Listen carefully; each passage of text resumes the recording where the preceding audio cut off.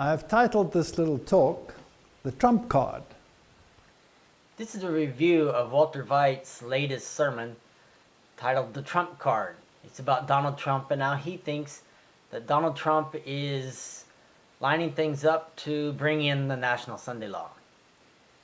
And while I agree that Walter Veith is very good on many things, he also has many problems, and I want to point them out here in this review.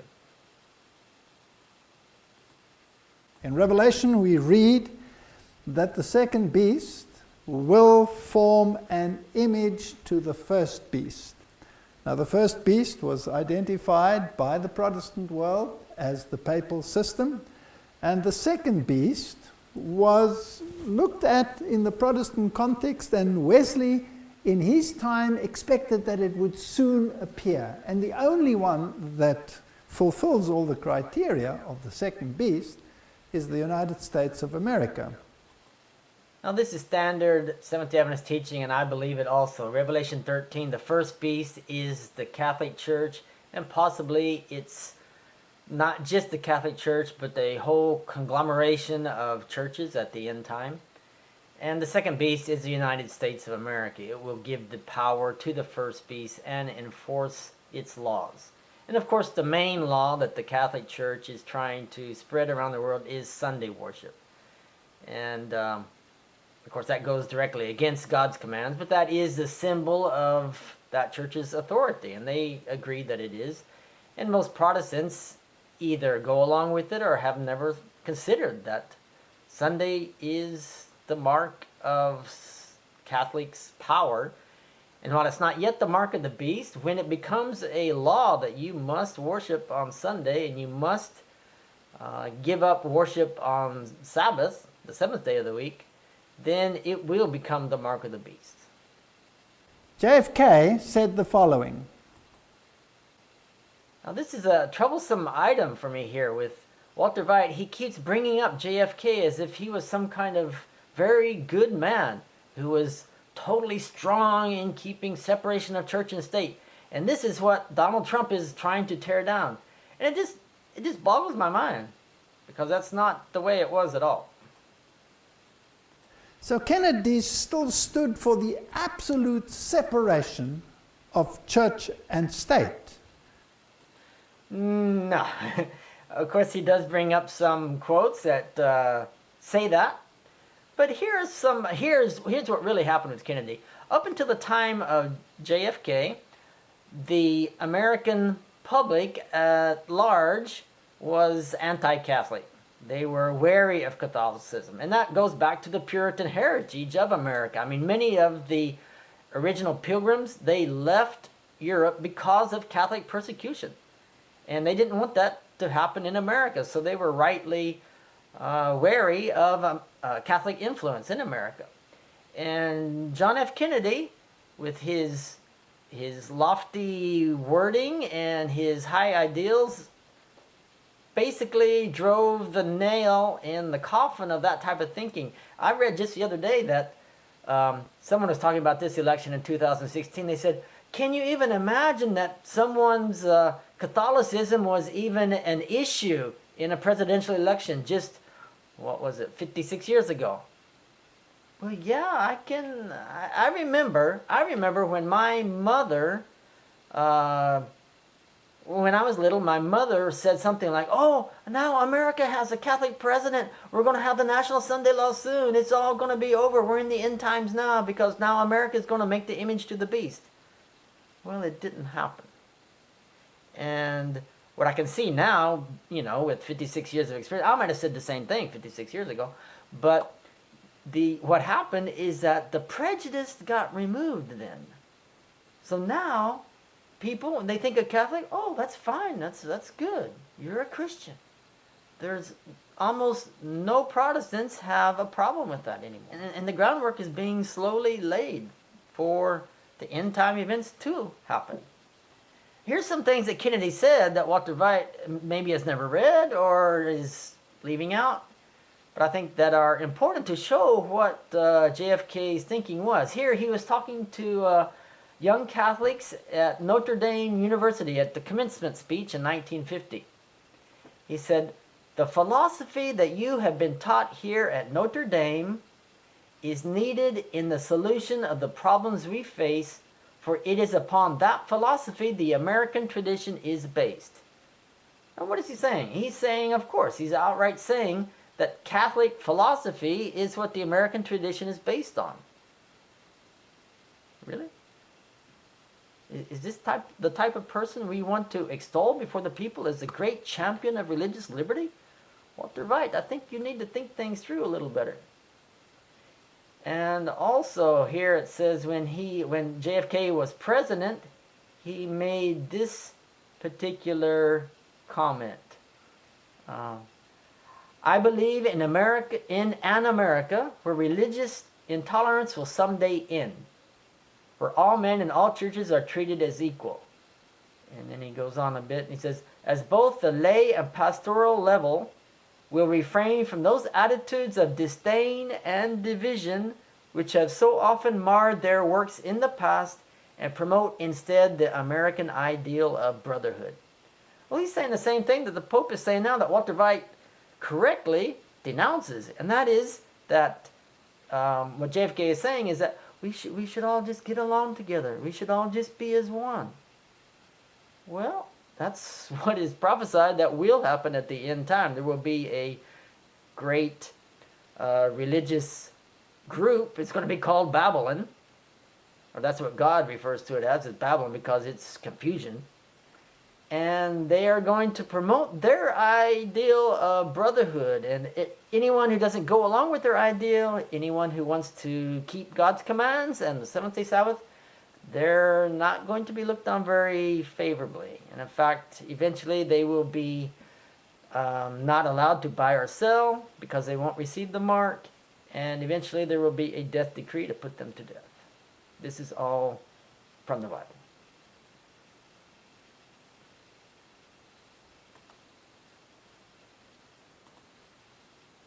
Now, I believe one of the reasons why Kennedy disappeared from the scene and was assassinated was because he stood for these principles, besides other things that he did, like touch the Federal Reserve, etc.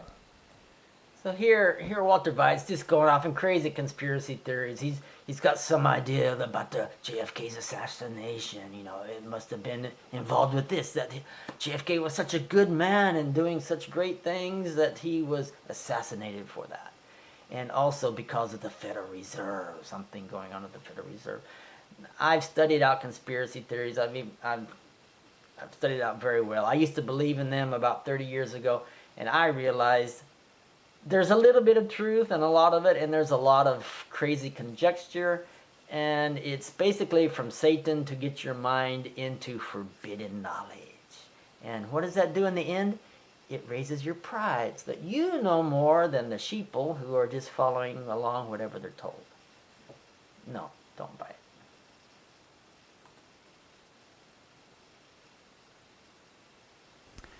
Now, under the two-party state in the United States, we seem to think that you are either voting for one system or another system. But that is, in fact, not the case. Now, Walter Veith, he tries to say that it's all the same. No matter who you vote for, it's all the same. The Democrats and the Republicans are the same. Everything's just the same. There's no difference. So it doesn't matter who you vote for. You're going to get the same result anyway. And this is very troubling to me, because this goes directly against inspired counsel. Ellen White states that we are to vote to uplift the morals of society. We are to vote for, I think she says, moral men. And that's obvious. I mean, our early Seventh-day Adventist forefathers, they voted, James White says, to a man for Abraham Lincoln. So is Walter Veith saying, oh, it would have been the same if you voted for Lincoln or Breckinridge? It's all the same. It's all the same. Nothing changes. Well, it's just garbage.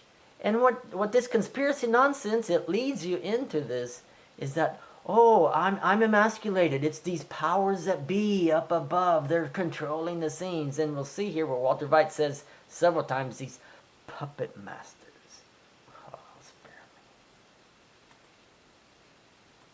The puppet masters behind the scenes will still control events as they deem fit.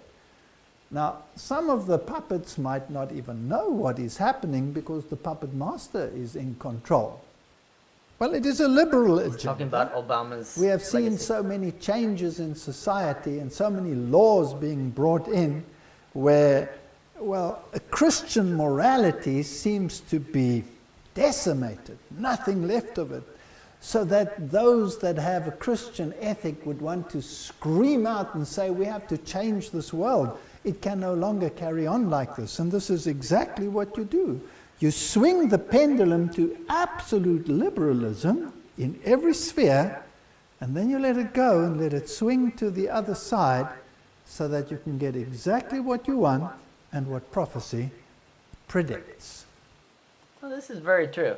Satan is very wise in getting his way in that he takes everything too far one way, and the people get sick of it, and he takes it too far the other way. But what Walter Wright seems to be contradicting what he just said before. He said it doesn't matter who you vote for. Well, and now he's just saying that, you know, this group of people, they took it too far this way, and so it'll go too far the other way. Well, yeah, because the Democratic Party and the Republican Party in America stand for two completely different things. And one party is basically the anti-God party, and the other party is, while they're not the God party, many of the things in their platform are godly. And this is what the Republican Party platform says. We assert the sanctity of human life and affirm that the unborn child has a fundamental right to life which cannot be infringed. We support a human life amendment to the Constitution and legislation to make clear that the 14th Amendment's protections apply to children before birth. We oppose the use of public funds to perform or promote abortion or to fund organizations like Planned Parenthood so long as they provide or refer for elective abortions or sell fetal body parts rather than provide health care. Now this is very clear, and this is the number one issue in this election. Are we Christians, especially Seventh-day Adventists, going to keep the Sixth Commandment? Are we willing to stand up for the Sixth Commandment? This is a huge issue. If we're not willing to stand up for the Sixth Commandment now, why are we spending all this time, like Walter Veith is here, on trying to stand up for the Fourth Commandment? Now the Fourth Commandment is very important. It is the linchpin, basically, of the whole Ten Commandments, because it brings it all together. It shows who God is, what He's in control of, and how we're supposed to worship Him. But if we don't protect life, what's the point of any of it? And Jesus made that very clear here in His life. He says, even on a Sabbath day, you go and you help the animals, you help people. And He did a lot of His healing on the Sabbath. So Walter Veith and my conservative Seventh-day Adventist friends, which I consider myself a conservative fundamentalist, why aren't we out there in force telling people to vote to help save lives of the littlest developing humans? Don't developing humans deserve a chance? Is it only us? Is it only about us? Are we the only ones that are important? Oh, no Sunday law. Don't bring in a Sunday law. It's all about me, me, me. Who cares if there's millions of kids being killed every year? I don't care. Don't vote for them don't for those people because they'll help save maybe millions of kids, but they might affect me. They might bring in a Sunday law. Oh no. It's hypocrisy of the worst kind. I believe, of course, that the insider elite is pretty clued up as to what the agenda is. Insider elite, oh yeah. If you go to the web pages and you look at the bloodlines of the American presidents, then it is a known fact that all the presidents that have, well, reigned in the United States have all been related. So let's have a look at what the media false. has to say. Presidents don't reign, first of all, but that's semantics, I agree. But candidates will be the next president. The fact is that Americans generally are all related at the 9th level. Basically, all Americans are only nine steps away from being related. I don't know about the world as a whole. I'm guessing it's around 20, 25, I don't know.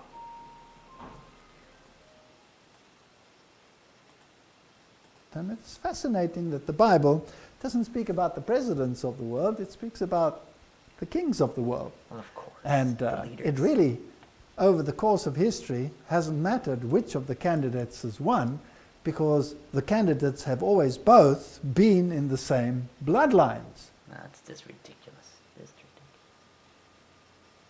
In fact, the presidential candidates with the most royal genes has won every single American election. Now that would be an interesting plot for the puppet masters to work on behind the scenes.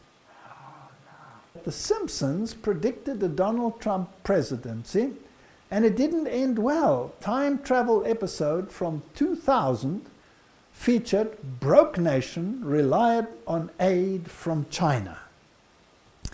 Now, as we have seen in some of the previous series that we have made, the Simpsons the writers of the Simpsons are all probably insider individuals with more knowledge about what is going to happen in the world than most would deem possible. And as some candidates have said in the past, if something works out the way that it has worked out, it works out. Brother Veith, you're making yourself look there is that element, childish, but there is also, and you're making Seventh-day Adventism look ridiculous, and you're making Christians look Now, the Simpsons generally use many I'm calling you to repent for this ridiculous symbols assertion. But nevertheless would have made any difference, because both of these are Catholic gentlemen. Oh, wait a second. He's talking about Pence and Kane. They're both Catholics, so they're both going to bring in the Sunday law. What about John F. Kennedy? That's right, he was Catholic too.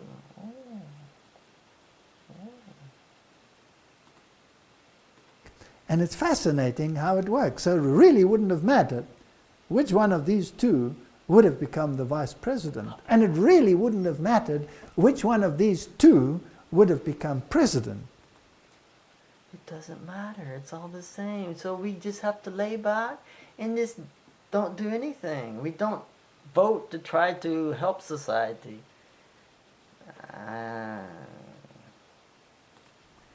Donald Trump has described himself as a Presbyterian and Protestant, a Sunday church person, which is very fascinating, and a collector of Bibles.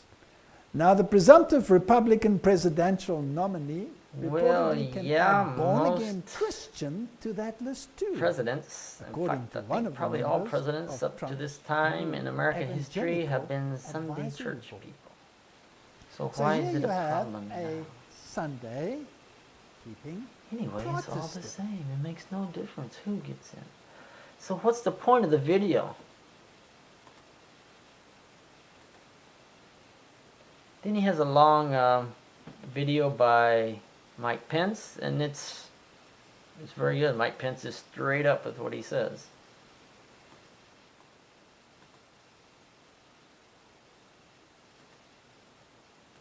Let me take you back to the beginning of this little talk. What did JFK say? I believe in an America where no Pope and no Protestant prelate will tell the parishioners how to vote. And here we have a man who is saying that he will rescind the clause that makes it impossible for them to do so.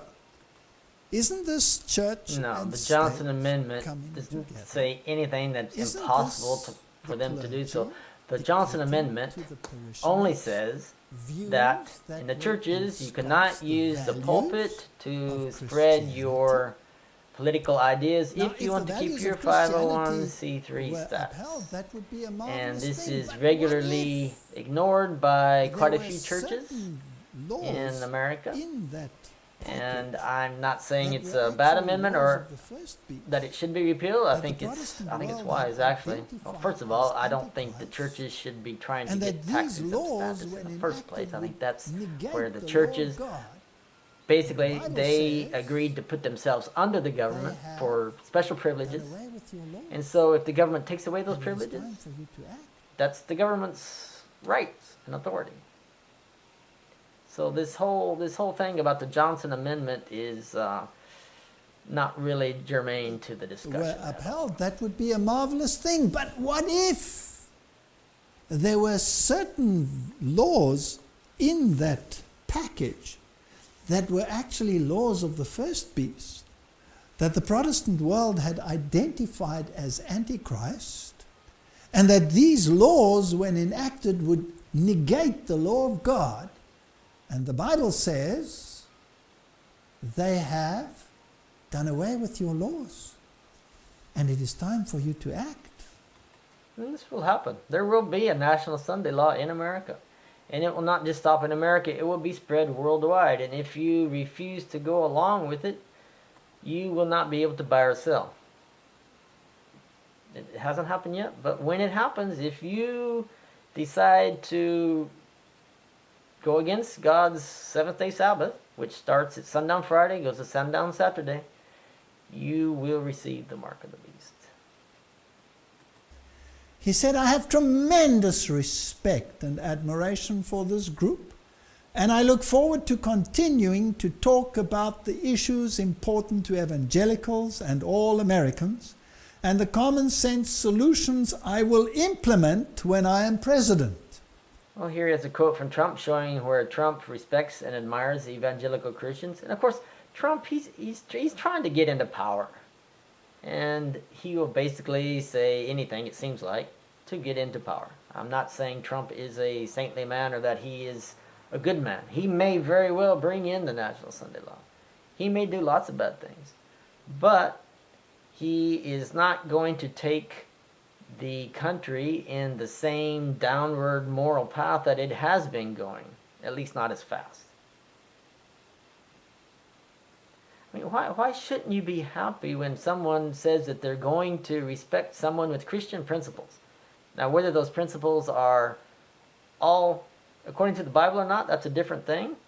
And I agree that many of these evangelical Christians, well, they all keep Sunday for one thing, but they're basically trying to uphold the Bible. Whereas the current administration is basically trying to tear down the Bible with all the same-sex marriage and other abominations that are now the law of the land.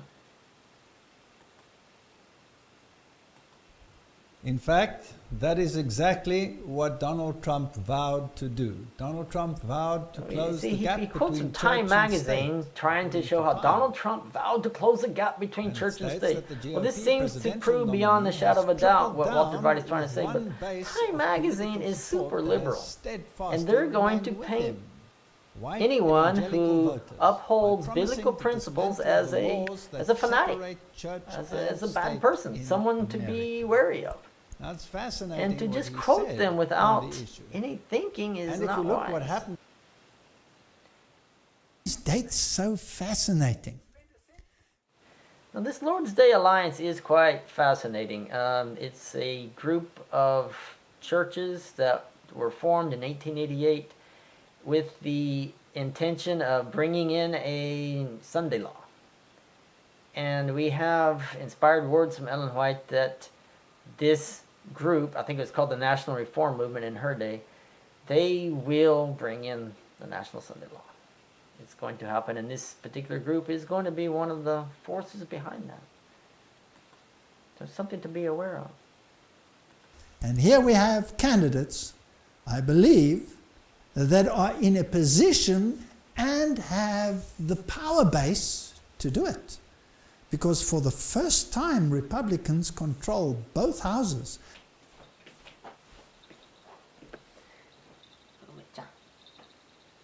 What do you think about Walter White? Huh? Doing a good job? Mostly good job, but got a few problems, huh? We need to help show what's what. We also need to help people understand that they need to vote to help the littlest developing humans, right? Think so?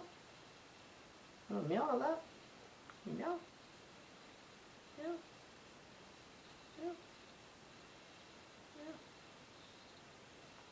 Yeah. Meow. Meow. Now this is just factually false, where he says that this is the first time that the Republicans have ever controlled both houses of Congress. And you can see it here on your screen. And since 1855, the Republicans have controlled both houses 66 years, and the Democrats 66 years too. I find that quite interesting, that there's a very good balance in the political system in America, and that's because our founding fathers were quite wise in how they set up the system. This is one of the most powerful presidents that the United States has ever had. And he says this is one of the most powerful presidents that the United States has ever had. He didn't even win the popular vote. So what's powerful about that? But I do admit that now the Republicans control the presidency, the Senate, the Congress. They'll be able to pick their conservative Supreme Court justice. And most of the states are controlled by Republican governors and Republican houses. So yeah, you have an unbalance right now in American politics, where the Republicans perhaps have too much control. And it's something to be wary of.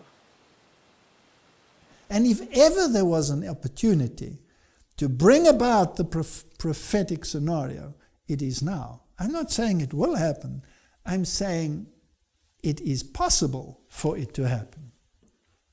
Revelation 13 verse 15 says, and he had power to give life unto the image of the beast, and that the image of the beast should both speak and cause that many as would not worship the image of the beast should be killed.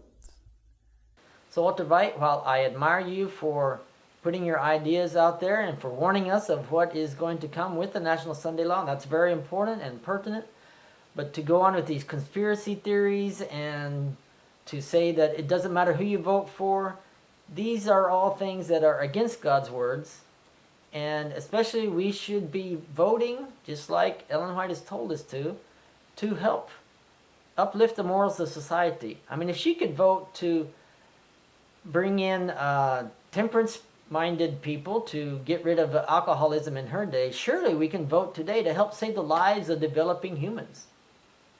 So let's repent for the things that we've done wrong, and let's resolve to move forward and respect life and preserve life and to prepare for what's coming on the world.